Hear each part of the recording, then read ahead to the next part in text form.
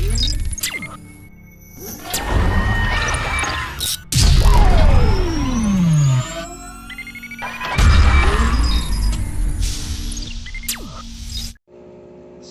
warahmatullahi wabarakatuh. Kembali lagi dengan saya Isolai India Sierra Oscar 5 spasi Alpha Echo Isolai. Beberapa hari ini sangat viral pemberitaan pelaut Indonesia yang terjadi perbudakan atau diskriminasi yang sedang bekerja di kapal ikan milik Cina yang diberitakan di Korea. Nah, ini sangat melukai kita sebagai pelaut Indonesia. Baik, kita saksikan dulu video pemberitaan berikut ini.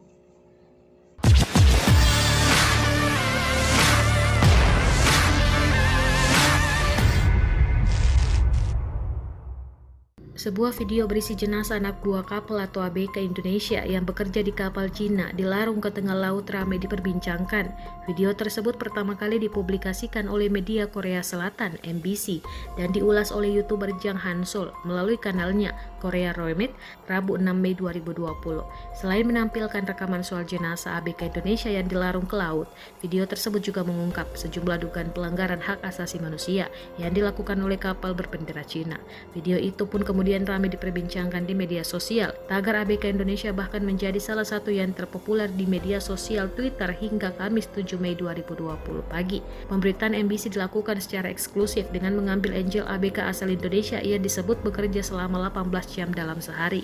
Disebutkan pula jika mereka sakit dan akhirnya meninggal dunia maka jenazahnya akan dilarung ke laut. Menurut MBC, mereka mendapat rekaman itu ketika kapal itu bersandar di pelabuhan Busan. Para ABK asal Indonesia meminta bantuan kepada pemerintah Korea Selatan dan media setempat untuk mempublikasikannya. Bagaimana tindak lanjut kasus ini di Korea Selatan? Duta Besar Republik Indonesia untuk Korea Selatan, Umar Hadi, mengatakan saat ini pihaknya tengah menindaklanjuti kasus tersebut melalui Serikat Pekerja Perikanan Indonesia atau SPPI di Korea Selatan. Menurut Umar, kasus tersebut saat ini tengah diperiksa oleh otoritas penegak hukum Korea Selatan. Umar mengatakan ada 15 ABK warga negara Indonesia yang diturunkan di Pelabuhan Busan pada 24 April 2020. Saat ini mereka dibawa oleh kapal penangkap ikan Longlin berbendera Cina. Namun kapal itu bukan tempat bekerja 15 ABK WNI. Menurut Umar, nama kapal tempat mereka bekerja adalah Longsin. Ketika tiba di Busan, 15 ABK WNI tersebut kemudian menjalani masa karantina selama 14 hari sesuai aturan pemerintah selama masa COVID-19. Satu di antara ABK tersebut, kata Umar, meninggal dunia setelah sempat menjalani perawatan di rumah sakit karena pneumonia. KBRI Korea Selatan telah menghubungi keluarga ABK tersebut dan nantinya jenazah akan dibawa pulang ke Indonesia. Sementara itu, 14 ABK lainnya yang tengah menjalani masa karantina dan saat ini dalam keadaan baik. Menurut Umar, pihak KBRI terus memonitor keadaan mereka hampir setiap hari. Jika telah selesai menjalani masa karantina, 14 ABK itu akan segera dipulangkan ke Indonesia. Baik, itulah tadi videonya. Jadi sangat menyedihkan. Mereka di sana bekerja 18 jam sehari, makan minumnya pun tidak layak buat kita semua. Jadi banyak terjadi, mereka akhirnya sakit dan sampai 5 kali terjadi meninggal dunia dan harus dibuang ke laut. Dan itu pun terjadi 5 kali. Jadi ada beberapa saran dari kita pelaut Indonesia buat teman-teman yang ingin bekerja di kapal atau ingin menjadi pelaut.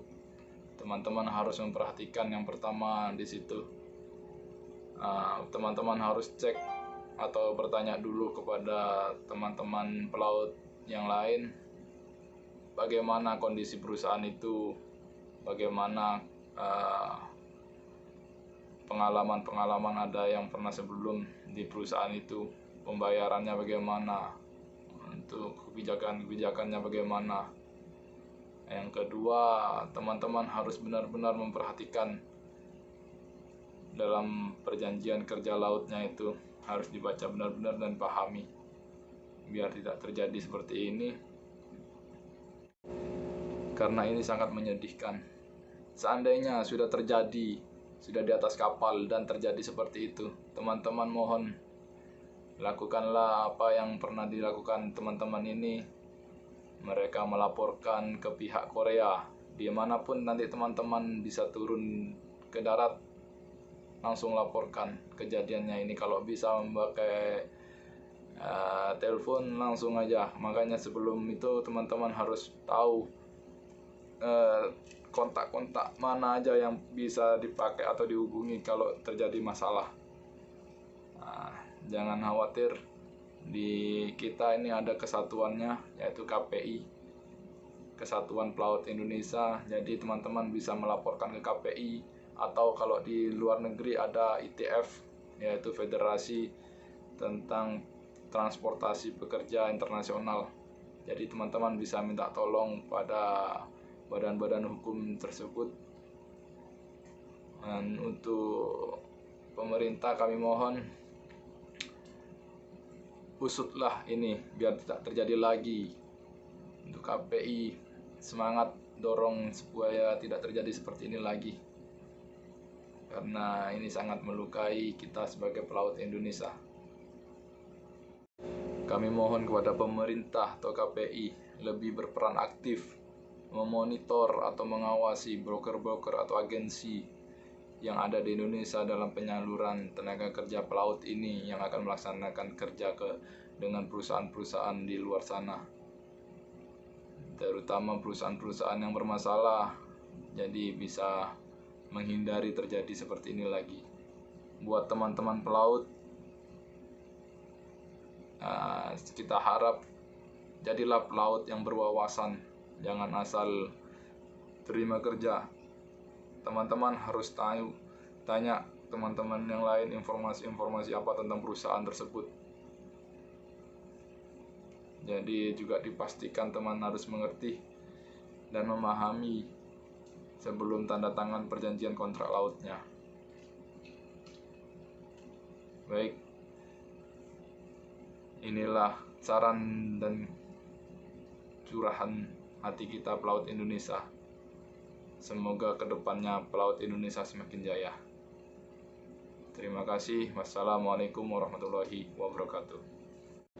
Terus dukung channel saya ini dengan klik tombol subscribe, like, komen, dan share, sehingga ada update-update video selanjutnya teman-teman bisa mengikuti.